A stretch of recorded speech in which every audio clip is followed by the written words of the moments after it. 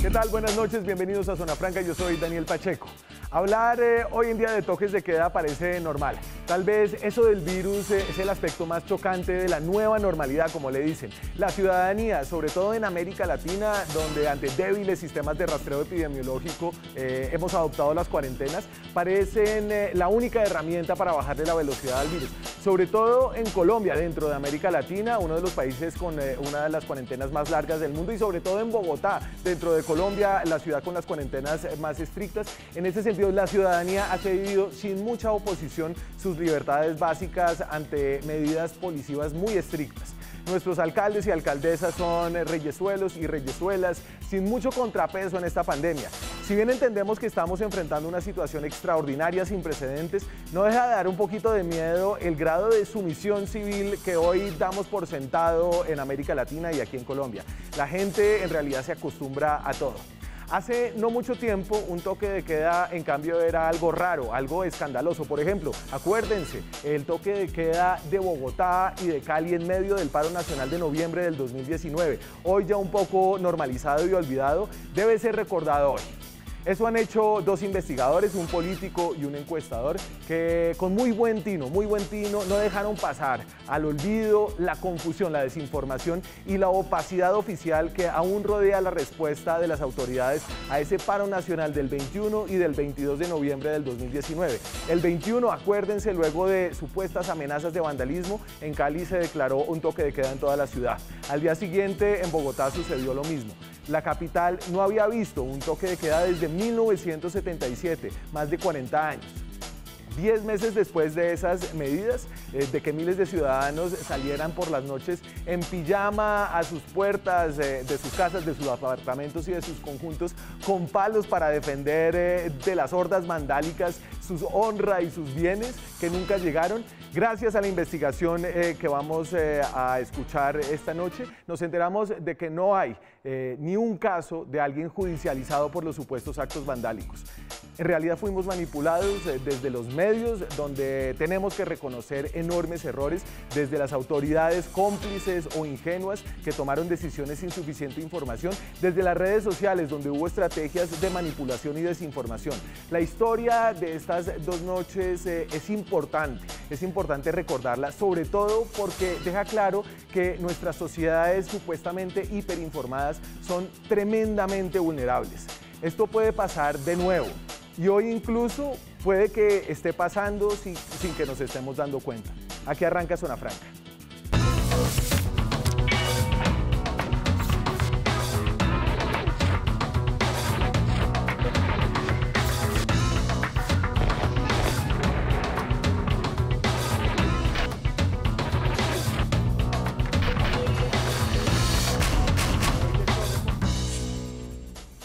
Gracias por estar con nosotros esta noche. Antes de entrar con nuestros invitados, con los autores de esta investigación, les anticipo quiénes son: el concejal Diego Cancino y el director ejecutivo de Cifras y Conceptos, César Caballero. Un poquito de contexto sobre lo que estaba pasando hace cerca de 10 meses, en noviembre del 2019. En Zona Franca estuvimos en medio de ese paro en la Plaza de Bolívar, que arrancó en horas de la tarde. Y la marcha de la ira. Mucha ira y con la cara tapada de los jóvenes en Bogotá. Son unos abusivos, son represores, nos están pegando, solamente estamos representando de forma pacífica. Tenemos agüita para estar bien, son abusivos, pero no nos vamos a dejar.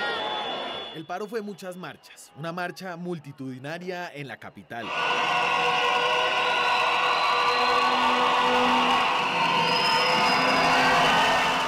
Pero ese día no fue una marcha común y corriente en el centro de Bogotá, muy bien concurrida. En la noche seguían las protestas con un cacerolazo espontáneo aquí en Bogotá y en muchas otras ciudades del país.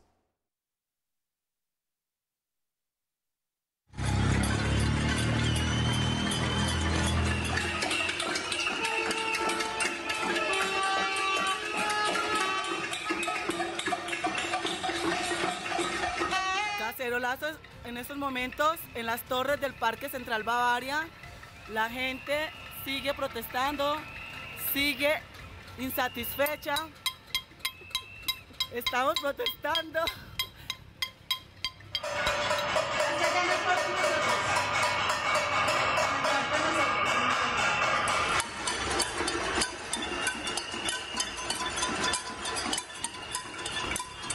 Desde el primer momento el gobierno entendió y vio solamente los actos vandálicos que de hecho sí existieron, y así reaccionó esa noche el presidente Iván Duque. En democracia nos debemos pronunciar pacíficamente y por ello debemos rechazar categóricamente cualquier forma de violencia que pretenda intimidarnos o poner en riesgo nuestra vida, honra y bienes. Y entonces esa misma noche en Cali, ante algunas amenazas de vandalismo, fue declarado un toque de queda. No tengo otra medida distinta a poner el toque de queda a partir de hoy a las 7 de la noche. Yo le quiero avisar esto a toda la población de Cali, ¿debido a qué? A que desafortunadamente una serie de vándalos, desadaptados y delincuentes están atracando y saqueando negocios que no lo podemos de ninguna manera admitir, ni sobre todo tener que les caiga todo el peso de la ley, de manera que a partir de las 7 de la noche ningún ciudadano de Cali puede estar en la calle porque será detenido. Esos actos vandálicos que amenazaban a las autoridades y generaban estos toques de quedas fueron reproducidos, y aquí hay que decirlo, por medios de comunicación. Sucedió y nos sucedió a nosotros en Red Más Noticias. Sí, es verdad, están intentando entrar vándalos a los conjuntos de residenciales. Esto es en Soacha, donde también está pasando. Algunas personas vándalos están intentando entrar a los conjuntos residenciales a robar, y algunas personas han tenido que salir a defender sus propiedades. Al parecer, dicen otros vecinos, son venezolanos. Estos videos que hoy sabemos y hoy nos van a contar no representan nada en concreto, no llevaron a ninguna judicialización, venían acompañados de audios que se viralizaron en redes sociales como WhatsApp, como este. Ey, acá ya en el pedazo ya todo el mundo sabe, no hay toque de queda para la gente, vamos a descontrolar durísimo. Bueno, vamos a meternos a las casas, a ribetear a los que son picados a estrato 1000, vamos a estratificarlos ahí, nos les vamos a meter durísimo en la noche a las casas, televisores, consolas, computadores. Y esto alertó a las autoridades. Aquí en Bogotá el toque de queda empezó como una medida sectorizada, así lo anunció en principio, en horas de la tarde, el alcalde Enrique Peñalosa. Vamos a establecer el toque de queda en 3 localidades, en Bosa, Kennedy y Ciudad Bolívar, a partir de las 8 de la noche, en estas localidades, porque es donde se han concentrado los actos delincuenciales en el día de hoy. Luego se metió el gobierno nacional, y esto será interesante de escuchar de nuestros invitados, esa relación entre las autoridades nacionales y las autoridades locales. En el caso de Bogotá, el mismo presidente Iván Duque anunció ese toque de queda generalizado en toda la ciudad. A nivel nacional, he solicitado a los alcaldes del país tomar las medidas pertinentes para salvaguardar el orden público en sus territorios, tales como la restricción de la movilidad con parrilleros, la ley seca o el toque de queda. En ese momento, después de que el gobierno anuncia el toque de queda, empiezan las decisiones y las discusiones sobre cómo había funcionado, sobre cuál había sido el resultado. Aquí, de nuevo, el gobierno nacional.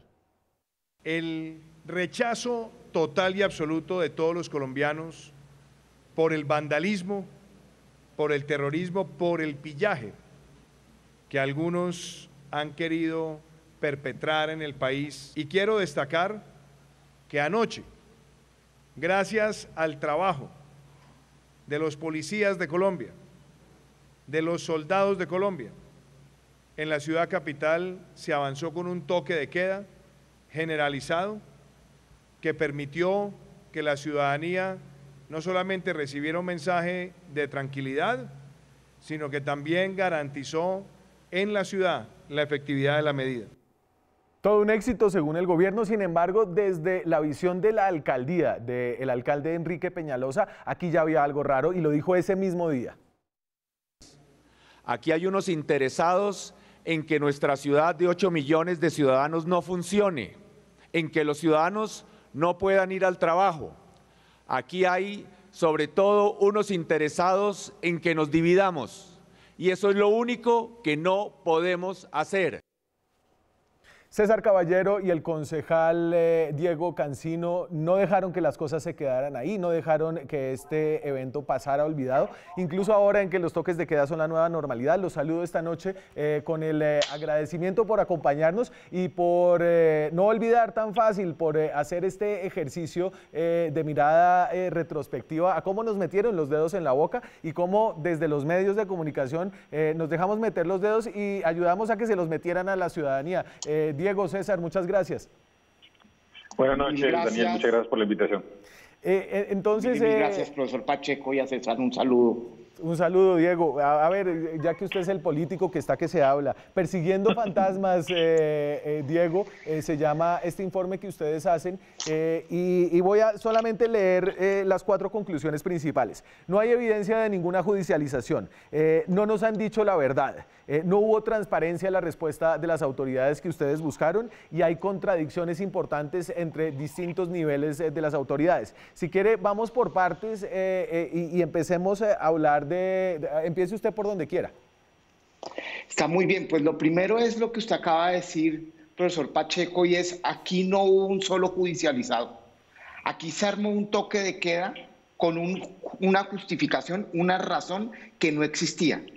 Eso en términos generales es muy grave, pero para declarar un toque de queda, que como usted mismo lo decía, pues sacrifica una cantidad de libertades individuales y que toca y trastoca algunas cosas del Estado de Derecho, para hacer eso se necesita un argumento contundente. Y el tal argumento no existía, porque se fundamentaron en que había hechos delincuenciales, en que había vándalos, y ese día, en esa noche, no hay un solo judicializado por vandalismo y no hay una sola persona que haya sido registrada por hurto a residencias. Los hurtos que tenemos, que nos reporta la policía por derechos de petición que les hicimos, fueron hurtos a locales comerciales, hurtos que tradicionalmente suceden en Bogotá, que no deben suceder, pero no fue por el hecho anómalo. Luego, entonces, acá nos armaron un toque de queda, un asunto que nos generó pánico, que nos generó terror. Esa noche yo recuerdo que yo estaba inundado de miedo y la ciudadanía también, a la luz de una serie de fenómenos que oficialmente la Policía Metropolitana de Bogotá nos dice no existieron. ¿Persiguiendo fantasmas? Persiguiendo fantasmas. César, cuénteme un poquito acerca de por qué se metió usted en esta investigación y cuáles fueron los métodos que utilizaron para traernos estas conclusiones que yo entiendo desde el principio que son conclusiones parciales. Aquí falta encontrar lo que es realmente más interesante y es quién estuvo detrás de orquestar este pánico colectivo que llevó a esta medida restrictiva.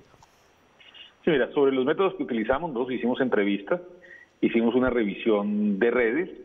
Nosotros además armamos con las respuestas de los derechos de petición, que es la tercera estrategia, armamos una matriz con los datos que nos dieron, que resultó siendo muy contradictoria, digamos, los datos que dan las autoridades, e hicimos una serie de derechos de petición con preguntas específicas y procesamos las respuestas de las autoridades, que pues están llenas de opacidad y de una afirmación contundente en casi todas las entidades.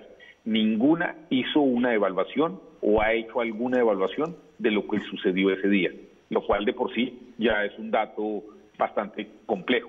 Una medida tan excepcional, una medida que restringe tantos derechos y que de alguna manera ninguna entidad, ni del distrito, ni la policía, ni el gobierno regional, ni la fiscalía, ninguno ha intentado hacer una evaluación de lo que pasó esa noche, en donde también yo lo recuerdo, yo sentí miedo por mi familia, por mi hijo, por mi mamá, mis hermanos, por mis cercanos, y eso es algo que es importante, como tú dijiste en la introducción, que el propósito es no olvidar que eso sucedió y recordar que sucedió y preguntarle a las autoridades qué fue lo que pasó. Y César, sobre el tema, una pregunta ahí sobre el tema metodológico, es que me parece increíble que los rastros de esta vaina también orquestada para generar miedo sean tan difíciles de seguir. Y yo entiendo que dentro de las autoridades debe haber unas autoridades que fueron ellas también engañadas, que tenían mala información, que actuaron sobre datos que no eran tales, pero es increíble cómo el rastro queda tan oculto que ustedes no me puedan decir, mire, por redes sociales fueron estas y estas personas las que hicieron la estrategia. A ver, yo diría que no es que esté tan oculto. Lo que pasa es que, y en esto yo decir que en las afirmaciones conjuntas que hacemos con Diego, sí creo que en redes es claro que hay unos temas orgánicos. Yo creo que no corresponden, en mi caso, a una firma como la mía, ni en el caso mío, a hacer, digamos, señalamientos de personas, pero sí creo, digamos, sabemos que la Fiscalía y la Policía Nacional tienen un software que les pueden permitir fácilmente identificar esto. El tema es que creo que no lo han querido hacer. El tema es que no han intentado ni siquiera hacerlo. Pero hay rastro. Afortunadamente en este mundo digital todos dejamos una huella digital que no es fácil de ocultar. Yo un poco lo que diría es, en las respuestas que nos dieron, en la información que nosotros tenemos, no tenemos un acopio suficiente que nos permita hacer señalamientos y no queremos hacerlo, o yo no los quiero hacer. Pero sí creo que es fácil que si las autoridades deciden comenzar a hacer una investigación, ellos pueden encontrar esas huellas digitales que evidentemente están. Diego, usted tal vez quiera ir ahí un poquito más allá, ya que usted habla desde una tribuna más política y que tiene un esquema de seguridad, además, que le paga la ciudad de Bogotá. Sí, muy bien. Esquema de seguridad que fue producto de un análisis de seguridad que yo en principio había rechazado, pero me hicieron el estudio de seguridad y me tocó aceptarlo. Yo quiero decir lo siguiente, y es, primero lo que dice César es muy importante, es trascendental. Acá nosotros necesitamos y le estamos pidiendo a las autoridades, tanto nacionales como distritales, que debe haber una evaluación de lo que pasó ese día. Nosotros necesitamos una investigación, pero también le estamos diciendo a la Fiscalía y a la Policía que haga lo mismo, porque eso no existe y es absolutamente inconcebible que nosotros no sepamos qué pasó en un toque de queda después de 50 años que la ciudad no vivía toque de queda. Y a su vez hay información contradictoria. Es que la Policía Metropolitana dice que no hubo patrullajes mixtos, por ejemplo, y el Gobierno Nacional y el presidente ese día dijo y anunció patrullajes mixtos y después los confirmó en alocuciones presidenciales públicas. Esas contradicciones, esas opacidades en general son muy, muy complicadas, pero más cuando se trata de un toque de queda donde la rendición de cuentas tiene que ser total y la información tiene que ser completa. Y las redes, nosotros... Diego, sí, espérese, déjeme, yo le pregunto, ¿el gobierno estuvo detrás de orquestar una campaña de miedo? Eso nosotros no lo podemos afirmar porque no lo podemos confirmar, no tenemos evidencia, digamos que concluyente al respecto, ni un nexo causal. Pero sí me genera muchas sospechas, y aquí hablo yo como Diego, no sé, digamos César, pero sí genera muchas sospechas que el presidente de la República anuncia el toque de queda, manda a todos estos patrullajes mixtos a la luz de una serie de hechos que después el mismo Estado nos dice que no existieron. Entonces uno sí se pregunta por qué sucedió eso y por qué el alcalde Peñalosa, como ustedes lo acaban de mostrar, prácticamente niega en algún sentido lo que dijo el presidente, porque después dice, oiga, mire, este toque de queda de dónde salió y aquí esto está orquestado. Acá hay una cosa de una cantidad de gente que quiere infundir miedo. Sí. Eso nos genera sospechas. A ver, y yo no se lo voy a preguntar así, César, pero evidentemente el contexto político de ese día, que era un paro en contra del gobierno nacional, en contra del partido de gobierno, por unas reivindicaciones, ¿se acuerda? Se hablaba del paquetazo de Duque, era el gobierno nacional al que le interesaba que la gente se fuera a acostar, como cuando Carlos Lleras mandó a dormir al país luego de haber hecho el fraude de 1970. En este caso, César, hay unas tensiones interesantes entre Enrique Peñalosa, que si bien estando cerca políticamente al gobierno, tiene un discurso distinto y una versión distinta acerca, por ejemplo, de estos patrullajes mixtos entre el ejército y la policía, donde empiezan a salir hay unas versiones contradictorias. Sí, ahí digamos, ahí hay un contexto. Nosotros en el documento que publicamos conjuntamente y sobre el que, digamos, hacemos afirmaciones que podemos sostener y defender y que creo que son comprobables, nos referimos a lo que pasó entre las 6 de la tarde y las 6 de la mañana, las 6 de la tarde del 22 y las 6 de la mañana. En ese periodo en concreto hay una gran cantidad de contradicciones, obviamente es en el contexto de los cacerolazos, de las protestas, pero yo quiero insistir en esto. Yo creo que el presidente Duque tiene el mandato legal y la cobertura legal para decretar el orden, el toque de queda cuando él sienta que se necesita. Pero es evidente que hoy las autoridades públicas están diciendo que no hubo los hechos con los cuales él argumentó que se estaba tomando.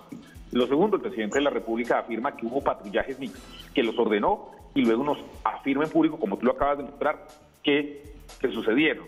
Pero nosotros recibimos una comunicación de la Policía Metropolitana de Bogotá diciendo que eso no sucedió, que eso no es cierto. Yo me imagino que pronto el comandante de la Policía Metropolitana recibirá una conversación con el presidente o con sus jefes y probablemente aclararán ese tema. Pero ahí hay claramente una contradicción entre lo que puso la policía por escrito y lo que dijo el presidente de la República. Además, los videos en los que aparece el ejército, no aparece la policía al lado del ejército. Sí. Incluso hay unos videos del propio ejército colocando ese tema donde no aparece la policía. Entonces, digamos que ahí hay un tema que no nos han dicho toda la verdad, y creo que, como dice Diego, y yo he venido insistiendo, aquí hay que hacer dos cosas distintas. Uno, una evaluación de política pública para establecer bien qué pasó y cómo mejorar cuando tengamos, ojalá no mucho, de nuevo volver a hacerlo. Y dos, investigaciones de actos indebidos o ilegales que pudieron ocurrir esa noche, pero que no está en mi fuero entrar a calificar si eso ocurrió o no. Señores, voy a hacer una breve pausa comercial. Seguimos hablando de este informe Persiguiendo Fantasmas, los fantasmas que no existen y que llevaron a un toque de queda en Cali y en Bogotá en el 21 y el 22 de noviembre del 2019. Ya volvemos. Seguimos en Zona Franca. Esta noche hablamos, 10 meses después del paro nacional, de las razones inventadas que llevaron a que las autoridades nacionales y locales decretaran toques de queda en distintas ciudades de Colombia, incluyendo la más grande, Bogotá, que no veía un toque de queda, cosa que hoy parece normal en medio de la pandemia, hace más de 40 años, desde el paro nacional de 1977. Hablamos con César Caballero, con Diego Cancino. Diego Cancino es concejal del Partido Verde, César Caballero es director ejecutivo de Cifras y Conceptos, autores del informe Persiguiendo Fantasmas. A mí hay algo, Diego, que todavía no me queda claro de esa noche, y es si usted tiene unos indicios que todavía no ha querido compartir de quiénes son las personas que estuvieron detrás de la campaña de desinformación, y me gustaría persuadirlo a que lo hiciera aquí en Zona Franca. No, muy bien. Aquí hablo como concejal y como Diego Cancino, y no como, digamos, co-investigador con César, sino que, digamos, todo lo que diga acá es responsabilidad exclusivamente mía. Pero hay una serie de hechos empíricos, Daniel, que yo creo que son innegables. Lo primero es que las redes sociales desde el día anterior en Cali empezaron a moverse para intimidar. Y empezaron a surgir una serie de videos en redes sociales, videos que tuvieron una forma de expresarse muy parecida al otro día en Bogotá. Pero además lo que pasaba detrás de esos videos también pasó al otro día en Bogotá. Pareciera quizás, si nos preguntamos, si Cali no fue una especie de piloto para Bogotá. Pero a su vez en las redes sociales usaron muchos videos de Cali como si fueran de Bogotá. En particular uno que fue uno de los 3 más que tuvo más circulación esa noche y que nos generó a todos y todas mucho pánico. Y de las personas empíricamente que logramos ver, que logró mandar ese video, entre las primeras que lograron mandar, y que eso se viralizó y que se notaba que había toda una estructura orgánica alrededor de eso, fue desde la cuenta oficial de María Fernanda Cabal. Y alrededor de eso empezaron, digamos, las redes a articularse y a motivar este video, que quizás nos preguntamos nosotros, intencionalmente no sabían que era de Cali, pero que pasó por algunas horas como de Bogotá. ¿Y por qué pasa eso? Nos preguntamos nosotros. ¿Y por qué se genera eso? ¿Y por qué las declaraciones de la representante de la Cámara, María Fernanda Cabal, en sus twitters de esos días y esa noche y esas horas eran tan intimidantes? ¿Por qué generaban tanto terror? ¿Por qué no generaban tanta tranquilidad? ¿Por qué decía que Bogotá estaba desmadrada en inseguridad, en bandoleros, en robos a conjuntos residenciales, cuando nada de eso estaba pasando y lo que sí generaba era un terror? ¿Y usted le preguntó? ¿Por qué pasó eso? ¿Usted le preguntó? Le preguntábamos en redes sociales, claro, pero pues no hemos recibido respuestas, la verdad. César, y más allá ya del tema puntual de los responsables, me parece increíble y lo que este suceso muestra es lo fácil que puede ser manipular a todo un país o a toda una ciudad de 8 millones de personas. Y ahí me siento terriblemente vulnerable. Diego, creo que es usted el del esfero. Qué pena. Una sensación de vulnerabilidad enorme acerca de la forma en la que nos comunicamos hoy en día y de cómo esa comunicación puede ser manipulada. Sí, no es tan fácil.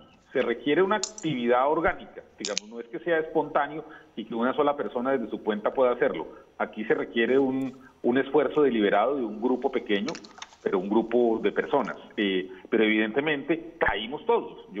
Todos los medios estuvieron, digamos, y muchas de las personas, de hecho la frase, el título sale de un periodista con quien hablamos, que nos dijo, mire, yo esa noche me sentí persiguiendo fantasmas, pero la labor de los medios, que es muy importante para cubrir las noticias, pero también para confrontar con los hechos, por la maraña de sucesos de esa noche, nadie se pudo detener a decir, bueno, ¿qué está pasando acá? Y evidentemente eso fue pues una estrategia que funciona y que funcionó y que nos, como dijo también uno de los entrevistados, es que nos metieron miedo para vendernos seguridad, y de alguna manera pues esto es bastante complejo, y es bueno reflexionar y recordar, como dijiste al principio del programa, que esto ya sucedió, para que la próxima vez, por ejemplo, que el presidente declare un toque de queda, pues haya unos protocolos, sepa que hay límites, y se sepan las personas que esto no es tan fácil de volver a hacer.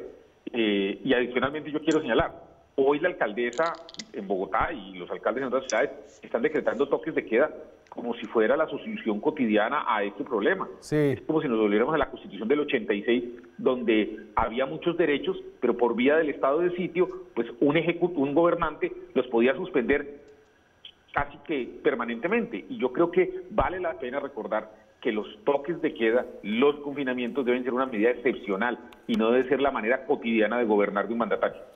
Sin embargo, Cancino, yo creo que aquí sí hay que reconocer la resiliencia de una ciudadanía que, a pesar de haber sido encerrada en Cali el 21, en Bogotá el 22, siguió saliendo a la calle, siguió caceroleando, siguió protestando de una manera mayoritariamente pacífica, y que estas medidas, si esto fue en realidad una estrategia de alguien para callar la protesta, fracasaron rotundamente.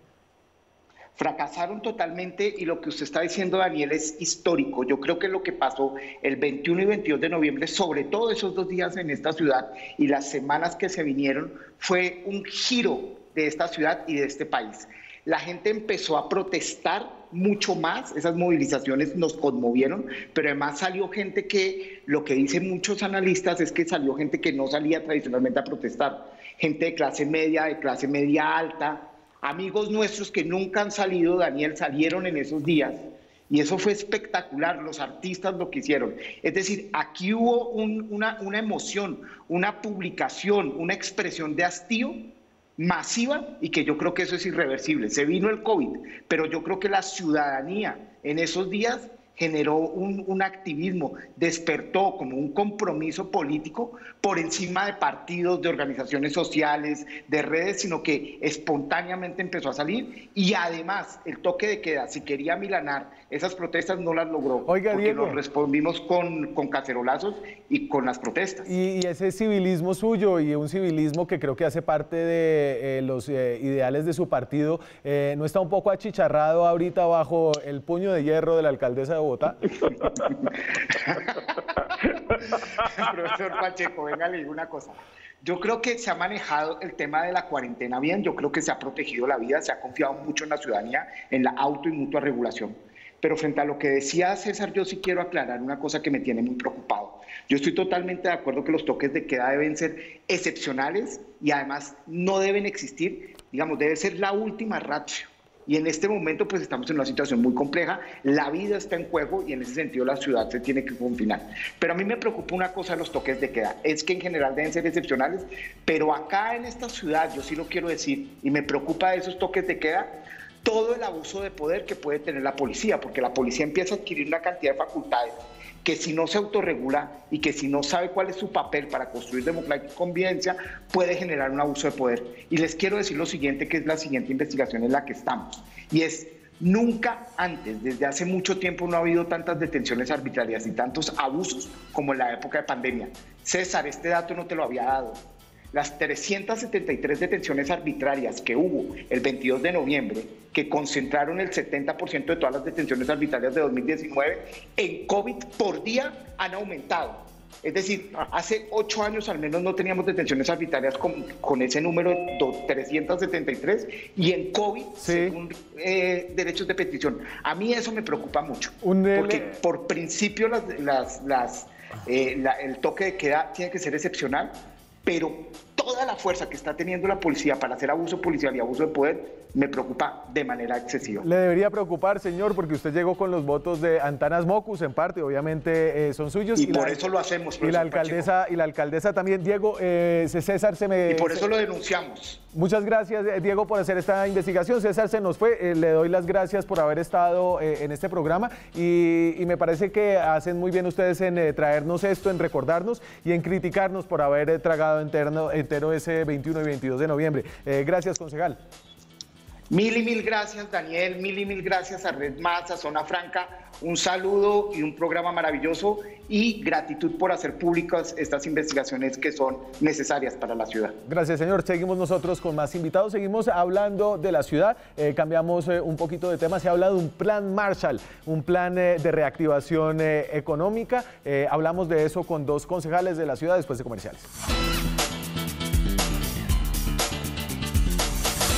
Seguimos en Zona Franca, arrancamos el programa hablando sobre cosas del pasado de la ciudad, sobre ese paro del 22 y el 21 de noviembre, sobre toque de queda. Ahora hablamos sobre el presente de la ciudad. Nada más urgente para el presente y sobre todo para el futuro inmediato que la recuperación económica. Bogotá tiene índices de desempleo más altos que el promedio nacional. La caída en sectores claves como el comercio han sido más pronunciados que en otras ciudades del país y por eso la alcaldesa de la ciudad ha anunciado ya un plan de choque, un plan de reactivación económica. Juanse, ayúdame ahí con lo que dice la alcaldesa, lo llamó el plan Marshall. La reactivación de Bogotá tiene 2 grandes componentes. Un componente de 11 billones de pesos de cupo de endeudamiento que le solicitaremos la próxima semana al Consejo de Bogotá. Y otro componente de un paquete de incentivos tributarios que hemos radicado desde esta semana y que le vamos a pedir al Consejo que debata. Entonces, el llamado Plan Marshall hace alusión al plan de recuperación económica que financió sobre todo Estados Unidos luego de la Segunda Guerra Mundial. Tengo a 2 concejales de la ciudad para que comenten sobre las ambiciones, la magnitud, no solamente las ambiciones del nombre, sino de la realidad de lo que propone la alcaldesa Claudia López para reiniciar la economía capitalina. Me acompaña la concejal galanista. ¿Cómo está, Marisol? Buenas noches, muchas gracias por acompañarnos. No, muy buenas noches, Daniel, y pues muchísimas gracias por la invitación a hablar de un tema tan importante para Bogotá ahora, que empezamos precisamente a revisar, pues bueno, a mí me toca ser ponente de hecho del cupo de endeudamiento, del proyecto que nos pide autorizar un cupo de endeudamiento, pero adicionalmente tenemos el miércoles 26 de agosto pues la presentación oficial de la alcaldía ante el Consejo de Bogotá de lo que llamaron de manera un poco rimbombante Plan Marshall, que se compone obviamente de un plan de reactivación económica, que ahorita pues hablaremos un poquito más de eso, y de un cupo de endeudamiento, como le digo, proyecto del cual me toca ser ponente, Daniel. Todavía conserva usted unos adjetivos periodísticos que me parece que caen bien en este caso. Andrés Forero es concejal del Centro Democrático, está en la oposición formalmente, pero en la independencia formalmente, pero parece más de oposición. ¿Cómo está, concejal? Daniel, muy buenas noches. Un saludo para ti, un saludo para Marisol y para todas las personas que nos están viendo en este momento. Y no, independencia, nosotros estamos haciendo un ejercicio de control político, pero no, pues la verdad es que a cuenta de las decisiones recientes que ha tomado la alcaldesa, pues cada vez estamos más cerca de la oposición. Sobre todo usted, no sé su bancada. No, en la bancada yo creo que es casi unánime pues ese sentimiento de rechazo, por ejemplo, el tema del tío de la alcaldesa en el IRD que vio mejorada su condición de manera discrecional por parte de Blanca Durán. También rechazamos pues la estigmatización de la que ha hecho gala la alcaldesa respecto a los gremios de la ciudad. Entonces, no, cada vez estamos más cerca ya de una posición formal, yo creo. doctor Pacheco. A ver, entonces voy a poner aquí en pantalla unos 3, 4 aspectos de lo que ha sido este Plan Marshall, que conocemos de manera todavía general. Hay obviamente, como lo decía la concejal, un cupo de endeudamiento de 10.7 billones de pesos. Eso es básicamente un préstamo que suele pedir la ciudad. En este caso, el cupo de endeudamiento es mayor. Enrique Peñalosa, si no recuerdo mal, en toda su alcaldía se debió haber endeudado por unos 20 y pico billones de pesos, Forero.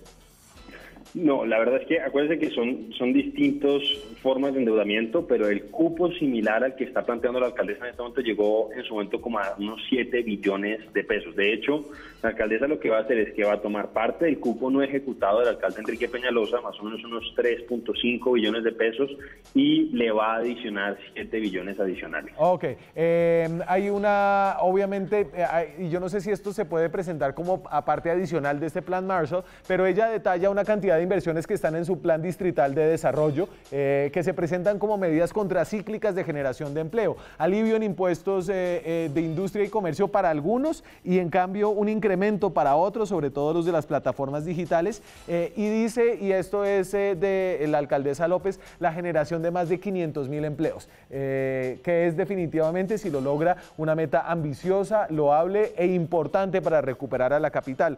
¿A usted le llegó, Marisol, el plan de endeudamiento y cómo va a funcionar? Entonces la alcaldía le pide a usted, venga, consejo, yo quiero endeudarme por 10 billones de pesos y ustedes en el consejo deben autorizar en detalle para qué se va a endeudar la alcaldía, ¿cierto? Sí, eso en primer lugar, pues primero con la cantidad, porque el incremento es alto. Como dice Andrés, lo que toma la alcaldía es como un remanente que le quedó de la anterior alcaldía de 3,4 billones de pesos, y lo que hace es pedir un endeudamiento por 7 billones más hasta llegar a 10,79 billones. Ahora, lo que ellos llevan es el monto y adicionalmente la manera como se va a distribuir. Y aquí es importante, Daniel, decir que ese cupo de endeudamiento, según lo que está planteando la alcaldía hoy, más de la mitad de ese cupo, poco más de la mitad de ese cupo de endeudamiento es para, casi la mitad, es para obras de movilidad. Entonces, ¿cuál es el sentido de eso? Que las obras de movilidad, que incluyen obviamente el metro, el cable, las ciclorrutas, la extensión del metro, etcétera, pues se supone que van a generar mucho empleo. Ahora, usted mencionaba ahora la cifra de 500.000 empleos que dice la alcaldía que va a crear con ese, digamos, el plan de endeudamiento, el plan de reactivación económica en estos 4 años. Pero fíjese usted que puede ser una cifra muy buena, pero es mucho menor a los empleos que se han perdido en medio de esta pandemia solo en Bogotá, que se acercan al 1.000.000 de empleos. Estamos hablando como de 957.000 empleos perdidos durante el aislamiento obligatorio. Entonces sigue siendo realmente poco para el golpe tan duro que ha sufrido la ciudad. Pero y ahí yo no entiendo, Forero, ¿cómo así que el metro hace parte del Plan Marshall? Es decir, el metro ya se iba a hacer, lo de la 68, ya había todo un plan de obras, muchas de las cuales venían de la anterior administración, algunas de las cuales empieza a proponer la alcaldía sin concretar mucho, como el corredor verde por la séptima. Pero, ¿qué es lo nuevo del Plan Marshall? No, es que la verdad hay poca claridad. Mire, antes de entrar en eso, que tiene toda la razón, pues yo hago una crítica al tema de los 500.000 empleos. Es que Peñalosa, hablando de los 16 billones que se iban a invertir en el metro, decía que se iban a crear 135.000 empleos. 16 billones, 135.000 empleos. En la misma exposición de motivos de este proyecto de acuerdo habla de que por cada billón invertido se van a crear 13.000 empleos adicionales. Es decir, si multiplicamos 11 billones, que es lo que plantea la alcaldesa, por 13.000 empleos nos da 143.000, una cifra muy lejana a los 500.000 empleos que está planteando la alcaldía. Así que yo ahí pienso que si está solamente pensando que va a reactivar la economía de la ciudad haciendo estas obras públicas, la alcaldesa está, creo, equivocada y no va a poder reactivar pues un sector tan golpeado. Pero a propósito del tema de obras, ha habido poca claridad realmente. Si uno revisa, porque mire, en el plan digital de desarrollo nos habían dicho que iban a destinar un 30% más o menos a Transmilenio, Y cuando uno revisa la tabla resumen de este cupo de endeudamiento, el Transmilenio desaparece. Pero cuando uno empieza a leer la letra pequeñita, uno se da cuenta que sí aparece Transmilenio. Sí. 3.1 billones de pesos, 29% total de cupo se va a destinar a Transmilenio. Entonces, ¿qué siento yo? Que este cupo básicamente, salvo algunas pequeñas excepciones como la que usted mencionaba del Corredor Verde de la Séptima, que no sabemos cómo va a ser y cuándo se va a iniciar, salvo esas excepciones, básicamente es darle continuidad a las obras que había dejado estructuradas o adjudicadas Enrique Peñalosa. O sea, más Peñalosa que Marshall. Voy a una breve pausa comercial. Concejales, por favor, acompáñenme. Seguimos hablando de esto en un par de minutos. Seguimos en Zona Franca. Esta noche hablamos de Bogotá. Hablamos del plan de recuperación que ya se empieza a esbozar. Esto tendrá debate, sobre todo en el Consejo de la Ciudad. Debe haber mayor claridad por parte de la alcaldía. Alcaldía a la que hemos buscado constantemente. Desafortunadamente, la alcaldesa Claudia López no ha querido venir al programa a contarle a nuestra audiencia acerca de los planes que tiene para la ciudad. Ojalá lo podamos arreglar en un futuro. Marisol, entonces entiendo por esto que no va a ser tan fácil la aprobación, al menos como la presenta la alcaldía, de este cupo de endeudamiento. Siento que usted tiene algunos reparos iniciales, evidentemente en el Centro Democrático, que tiene una bancada grande, también los hay. ¿Va a ser un trámite debatido, digamos? Sí, yo sí creo, Daniel, en primer lugar, pues bueno, hay que mirar, hay que darle la oportunidad a la alcaldía de explicar el detalle, pero sí hay un poco de confusión, porque por ejemplo, en las cifras gruesas del proyecto de endeudamiento, lo que plantea la alcaldía es que el 36% va a ser para obras de movilidad, y ahí, como dice Andrés, no menciona las obras del metro ni de Transmilenio, menciona es la red de metro regional, los corredores verdes y los alimentadores, y dice que para eso exactamente que le estoy mencionando van a ser 3,93 billones de pesos, y sin embargo ha dicho en otro momento que 5 billones van a ser para las obras de movilidad. Entonces yo creo primero que hay una confusión. En segundo lugar, Daniel, yo creo que es clave también que la alcaldía plantee cuál va a ser el trabajo con el gobierno nacional para el tema de la reactivación económica, porque si usted mira los dos componentes de lo que ellos han llamado, repito de una manera extraña, Plan Marshall, lo primero es que uno ve que el primer componente de ese plan, que son unos incentivos tributarios, pues realmente son unos incentivos tributarios que no alcanzarían de ninguna manera para una reactivación económica. Eso en primer lugar. La alcaldía dice que el endeudamiento va a ser para garantizar esa reactivación económica y que el 60% de los empleos que va a crear ese endeudamiento por las obras de infraestructura son en el sector de la construcción. Yo creo que ella tiene que hacer esas claridades, porque cuando presenta las cifras, pues presenta dos cosas distintas. Sí. Lo otro también es que yo desde el comienzo, Daniel, desde el comienzo de la discusión del plan de desarrollo en el Consejo, alerté que este plan de desarrollo arrancaba desfinanciado, porque el punto de partida de la alcaldía era digamos, una caída del Producto Interno Bruto de Bogotá en el 2020 de 4,2%, pero todas las proyecciones indican que van a ser, que la caída puede ser del 8% y hasta un poco más. Entonces, a mí me da la impresión de que el endeudamiento tiene mucho también que ver con que el plan de desarrollo, por fin tiene que aceptar la alcaldía que el plan de desarrollo entra desfinanciado. Entonces, para compensar esto, pues lo que hacen es pedir un cupo de endeudamiento más grande. Entonces, me parece que la alcaldesa tiene que dar unas explicaciones mucho más detalladas, porque lo que está clarísimo es que el recaudo ha caído y según la explicación de la alcaldía, el endeudamiento es precisamente para garantizar esa liquidez que está cayendo en el distrito, porque el recaudo ha caído más o menos en 2,4 billones de pesos. Entonces, creo que es una básicamente mezcla de cosas que la alcaldía no ha explicado suficientemente bien, Daniel. Claro, y lo que se está diciendo es simplemente este plan Marshall no es tan extraordinario, sino simplemente es un cupo de endeudamiento para financiar lo que ya queríamos hacer y no vamos a poder por el choque fiscal que esta pandemia va a tener. Andrés, y el Centro Democrático siempre ha sido un partido pro empresa, pro sector privado, y en esta alcaldía Digamos que desde el comienzo ha habido una relación algo torrentosa con el sector privado. Primero unas amenazas diciendo que es que la economía iba a ser cerrada durante 3 meses, vamos en ya casi 6 y hay sectores que siguen cerrados. Luego unas señales un poco contradictorias acerca de cuándo se iban a acabar los confinamientos. Dijo la alcaldesa no va a haber más confinamientos, después dijo el ministro de Salud que sí y la alcaldía terminó diciendo que sí, y eso obviamente genera una incertidumbre que es muy complicada para el sector privado y muy pocos incentivos, le escuché decir a usted, para la reactivación económica y el sector privado en este plan que presenta la alcaldesa. ¿Hay un problema de fondo o han sido roces y problemas en la comunicación? Pues no, yo cada vez pienso que puede ser más de fondo porque hemos visto a la alcaldesa estigmatizar y maltratar a distintos actores económicos de la ciudad. Primero fue con Corabastos. Después fue con Acodres, que es el gremio de los restauranteros. Después fue con Fenalco, que hace poco los acusó de que está saboteando supuestamente, y lo que quedó en evidencia fue que había una mala redacción de parte de la Secretaría de Gobierno, de quien haya redactado, o la Secretaría General, no sé quién habrá proyectado ese decreto, y que hizo que algunos funcionarios de la Secretaría de Gobierno tomaran medidas contra algunos establecimientos y otros se curaron en salud, y en su momento la alcaldesa los acusó de saboteo.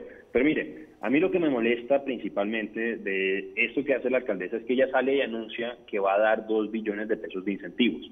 Y cuando uno revisa otra vez la letra chiquita, y es lo que uno tiene que hacer constantemente con los anuncios de la señora alcaldesa, es que no, que si hay algunos incentivos, es verdad el tema de que el predial no va a poder subir por encima del IPC el próximo año, que ella nos lo había prometido para este año, pero no lo cumplió, entonces va a tratar de cumplirlo el próximo, sí, de que los predios no residenciales van a poder pagar por cuotas el próximo año, etcétera, etcétera. Esas son cosas positivas, pero cuando uno suma, y sumo es en función de la tabla que aparece en el mismo proyecto de la administración, esos beneficios no superan los 267.000 millones de pesos. Pero cuando uno se va a la otra parte, cuando ella quiere recaudar nuevos recursos, ahí uno se encuentra con que en esa misma tabla se habla de 2,4 billones de pesos que espera recaudar. Entonces, más que un plan de incentivos, esto es una reforma tributaria por la puerta de atrás, y como usted lo decía al principio, quiere grabar lo que considero que ha sido la tabla de salvación de miles de pequeñas y medianas industrias en medio de la pandemia, que es el comercio electrónico. Con esto la alcaldesa, creo yo, no está reactivando la economía, sino que está tratando de apagar un incendio echándole gasolina.